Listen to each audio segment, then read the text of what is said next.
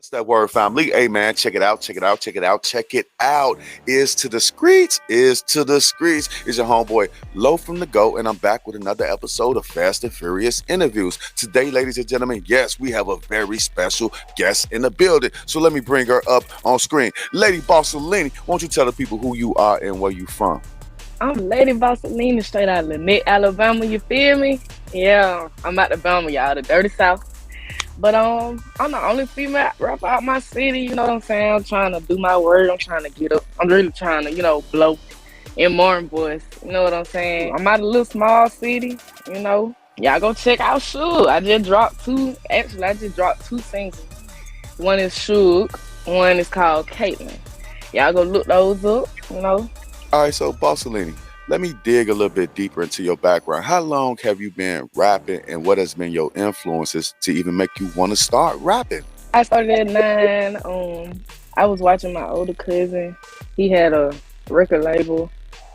Well, yeah, a record label called True Talk Entertainment. They were the hottest around at the time, and it was like back in 2008. So I was watching them, and they was blowing up for a long time. So I was like, let me try it. And then later on, about 5 years ago, I found out my dad was rapping, so they just gave me a boost. So I was like, let me try it. So I started rapping, but it didn't take off how I wanted to the first time I did. So the second time around, I dropped my first song back in 2019. It's called Birdman Stand. What really drove me, like I said, my cousin, then where Kevin Gates came out, and I like Kevin Gates. It's my favorite rapper. Shout out to Gates.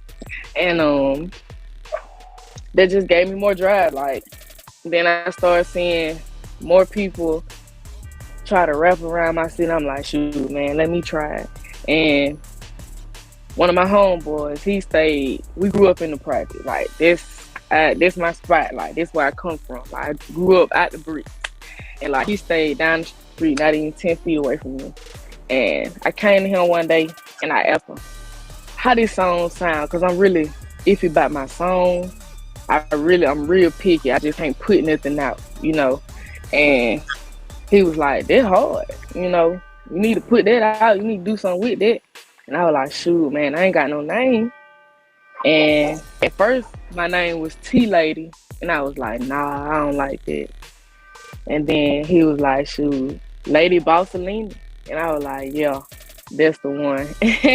So I kind of I recorded the song, then I shot the video, and that kind of blew up for me. And after that, it just started kind of rolling. See, I'm by myself. Like, whoever want to talk to me about anything, about the budgets, my shows, studio time, I do all that.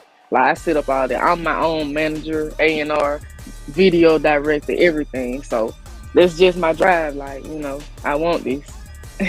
Let me ask you this. How tough is it for a rapper to blow up out of your area, and especially a female rapper?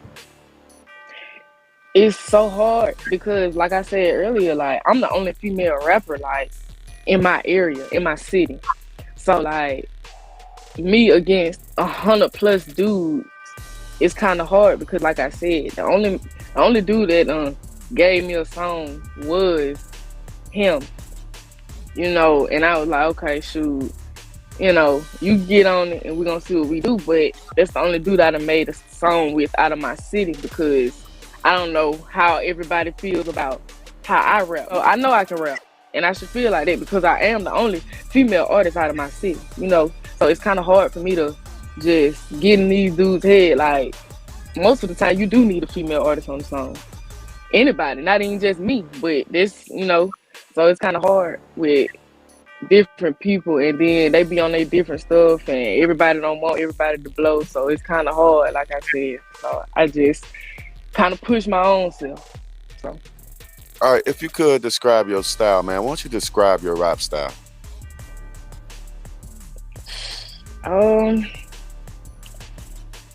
I mean, shoot, I'm lyrical. And I talk a lot. I talk a lot of shit. So, I mean, I'm say lyrical. How did your father feel when he heard your first track? He it was like, dang, my daughter's trying this, you know, she taking the torch, she trying it. And it's like, of course, he's an old head, he's gonna be like the cussing and stuff, but I was like, Daddy, that's me. I'm not even just talking just to be saying it. Like, I'm talking to, when I rap, I want somebody else to feel it. I just don't want to be able to feel it. I want to see everybody in the car bobbing their head, turning up, singing my songs. I can't, it's not within me to do that, but he was like, keep going. Who are your inspirations right now in the rap game? I love Kevin Gates. He's spiritual, and he talks about his feelings. He just don't hold them in. He actually speaks about the spiritual world and your feelings, and he speaks about some of the situations that I know half of these people have been through. So he he keep pushing me, and I'm gonna give Money Bag. He done spoke some real stuff. In his last album. So they there, they battling it out. All right, so Kevin Gates and Moneybagg Yo, do you have any females that are your influencers? I'm gonna say Megan and Tokyo Jet and Mulatto. Yeah, she's hard. She's tough. A lot of people say this. My twin, they hear it in my voice and stuff. But I don't take that hit. But you know what I'm saying? So I'm gonna give them three. Megan, Mulatto, and Tokyo. All right, by you being a lyrical rapper, you just named females, and now one of those females are lyrical rappers. How you feel about the state of the female rapper right now? I really think I get in the game and change. They're the type of females they rap about, you know what I'm saying, the sexy side. I try to get the sexy side, and I try to hit the street side, the feelings and all this stuff. So all my stuff kind of running together. So I really think I get in the game and change it. All right, earlier, man, you were telling me this crazy story. Could you tell the listening audience that story? So I'm coming out with a song called 400 Degrees. I'm working on a project. That song was about me and my ex, or whatever you want to call it, me and my situationship. I believe that Jada Pinkett would call it an entanglement. Yes, an entanglement. So it was like I was 18 and he was 30. So you know what I'm saying, thinking I'm big boss, thinking I can handle that life, you know what I'm saying? So shoot, we kind of knew each other in the world and all this stuff. And we just tried it out, and for 4 years, it was crazy. He had another significant other. So, we was hiding out and stuff. It was like, I was happy. I thought I was, until it was like, nah, this is not for me. And we went through the 4th year. He got a divorce, and I was never the type of person to be like, he gonna be with me. I want him to be with me now. I was happy with what I got, because I'm the type of person, I hang by myself. I don't want a man up under me all the time, And so I can't, it was crazy. So like the 4th year, he got a divorce, and I started going down there more, and kind of got pregnant, but I did get pregnant, and all that stuff happened. After that, he got another woman pregnant. He got another woman, and boom, here I am. So I was like, man, I got to get this off of my chest. And that's where the song came from. All right, so you said you got pregnant. You had a baby? No, I didn't. He didn't want it, so, And I'm not influencing that let me be honest, I'm not influencing that to anybody. I don't influence abortion, period. But it was like, I feel like, and I don't know, I don't care who feels some type of way about my how I feel, but it's like you still married. This is my thoughts. You still married. I'm in the spot where I don't want to be. I know I shouldn't be right now. It's like I moved back with my parents, so I'm in the spot where I don't want to be, where I'm feel like I'm struggling. You know what I'm saying? I don't want to bring no child in this world. I was thinking about all that, so it was like, it was wrong, but I feel like, this probably was best. But I do not, I don't deal with abortion, period. I don't influence nobody to do it. I don't never think about it.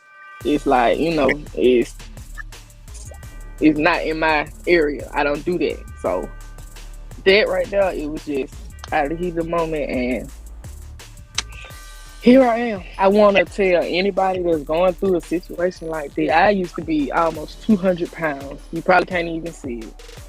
But I used to almost be 200 pounds, and I lost all that weight within a year and a half. And I came all the way down to 120, and I'm just now getting back to at least like I just hit 130 like the other day. So I lost a lot of weight, and I really like want to tell somebody like, don't go through that. If it's not your life, don't go through that.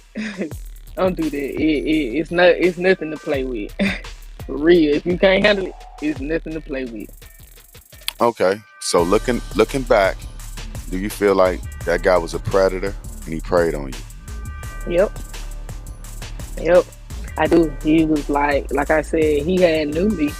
So basically, like, I don't want to say you watched me growing up, but you did. You know what I'm saying? I had hit 18, and boom, and you doing stuff for me that nobody else had done for me. That's what kind of pulled me in.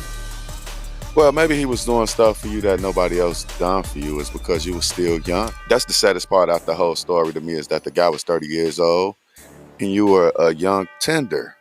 I'm glad that he waited until you were 18 at least, though. You got any advice for the girls out there that's going through an older man situation like that?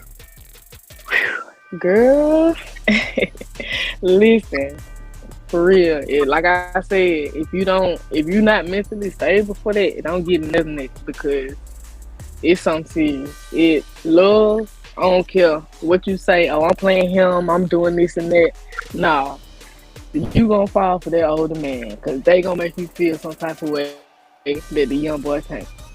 And I'm telling you this, and I'm 23. Yes, and I done been through. I feel like I done been through the been through the water.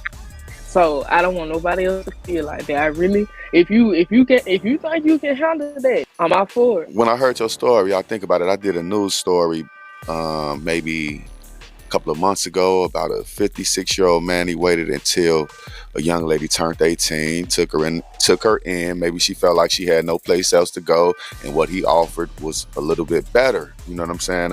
This guy was 55 years old, like I said, and it was just disgusting to me. I don't see how an older guy can even have that much interest besides sex with a younger female. Right, so moving along. All right, you let your father and your uncle hear your music. Now you're rapping in your city. What type of love is the city showing you? It's like, it's certain people I don't know that supports my music. I'm not saying that nobody supports my music. It doesn't show that some people support my music. I'm gonna say that. But like, for like shows and stuff, like, I put it on Facebook. I get little shares and stuff.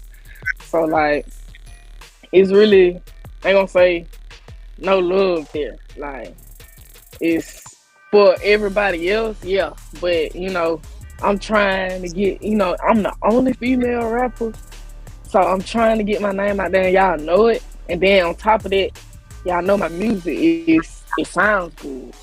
That's a drive for me as well. Like, I go outside of my city to do music. I like to network outside of the city. All right, any artists in your city that you are rocking with? Shout out to my gremlin, Hated Bossalinie. They call him Hated Baby. He's one of my he if we talking top 5 in the city, he's number 1. What you got coming up next for Lady Bossalinie? Like I said, I'm gonna drop my project 400 degrees, drop it, do a video, shoot it, stuff like that. And my birthday's coming up in March, so I'm planning a trip to go do a couple videos over there. I'm dropping video to Suge and Caitlyn. And I got another project coming out called Medusa. So I'm thinking they're gonna love that. I got another question to ask you about, when you first started rapping. How did you feel your first time stepping on stage? My first time, it was scary. It was scary, I ain't gonna lie. And I'm glad you said that. Like, okay. So my first time, it was like, you can do it. Cause see, I call myself an entertainer. I love Michael Jackson. We had talent shows at the school. I did Michael Jackson one time, and everybody went off when I did the moonwalk. So I was singing and dancing. It was like, But my first time actually just on stage rapping, it was lit. Like I ain't know, I come with it like that. Like, and at the end of that show, I won first place my first time performing ever. Okay. That sounds perfect. That sounds beautiful right there. All right, so what do you see yourself 5 years from now? Shoot, I see myself on a bigger stage. I see myself bigger. I see myself as one of the hottest female artists in the world. In the world, correct? All right. Yeah. All right. So are you building your own label or are you signed to somebody else right now? No, like I'm by myself. I really later on in the life, I do want my own label, but like, yeah, it's just me right now. Right, you setting up interviews and all of that type of stuff all by yourself. Earlier, I was talking to you about Kanye West. Now, let me break it down for the listener audience. Kanye West, he broke up with his wife, Kim Kardashian. Kanye West bought a house across the street from where Kim lives at. All right, so that brings us to Kim start dating somebody new. She started dating a comedian, Tommy Davidson, or whatever the hell his name is. I don't know his name. But Pete Davidson. So Kim started dating Pete. And Kanye West was always like begging her to come back. Like at his last concert, they did a video where they were showing him begging Kim to come back. Kanye brought the house across the street from her. So the other day, I was listening to a song that The Game was playing, and there was a Kanye West verse, and Kanye said that God brought him back from the accident so he can kick Pete Davidson's ass. Now, yesterday, I think it was his daughter's birthday party or something like that, and he was not invited. He was upset. He was all over the internet, making videos talking about they won't invite me to my daughter's birthday party. And finally, he said Travis Scott gave him the address. He pulled up, and Kylie or Kendall, one of them, let him in, and all of that. And you said you saw footage of him at the party, right? Yeah, I seen him beating Pinata. You wish that Pinata was Davidson. All right, so my question to you is this. My question to you is Kim trying to get away from Kanye West because he's crazy? A video just surfaced of him punching a fan, knocking the fan out. The fan was laying on the ground moaning in agony. And I think the fan deserves $100,000 at least for that punch right there, as he was yelling at his female assistants. And somebody brought to my attention that he seems like he's taking out frustration from Kim Kardashian out on his female assistant, man. What do you think about the whole situation? Kanye West, not being able to go to the baby shower, moving across the street from his ex-wife, and all of that. What do you think about that? What's going on? She just needs to get away. Because the man got so much power. He gonna keep getting in. He's Kanye West. He's rich. He's I ain't gonna say the richest man, but he's one of the richest people on earth. So, yeah, it's like she needs to get away, and she's tired of it. She's been going through this for years. You gotta think about it. That's one of the Kardashians. They've been going through stuff for years. And so, like, Kanye been crazy. If you listen to his music in the earlier years, he's been crazy. it's just now just raging out now. Like it's just coming out. So I honestly think he's just crazy. He's Good going observation. crazy. Good observation. Yeah, Kim, you might have to stay away from him for a while. Maybe have him pick up the kids from mom's house or something like that because, yeah, evidently. But maybe she's scared that he might do something to the kids. Real situations they happen out here. I don't understand it. Why don't you tell the people where they can find you at, man, and what you got coming out next? Y'all can find me, listen. Y'all can find me everywhere. I'm everywhere. Y'all can Google me right now and everything will pop up. But my IG is she the underscore wave. Y'all can find me on Facebook. I'm on Twitter as Lady Bossalinie. TikTok B underscore the hottest. THA the hottest. Um and for YouTube, Spotify, I'm on iHeartRadio, Pandora Radio, I'm everywhere.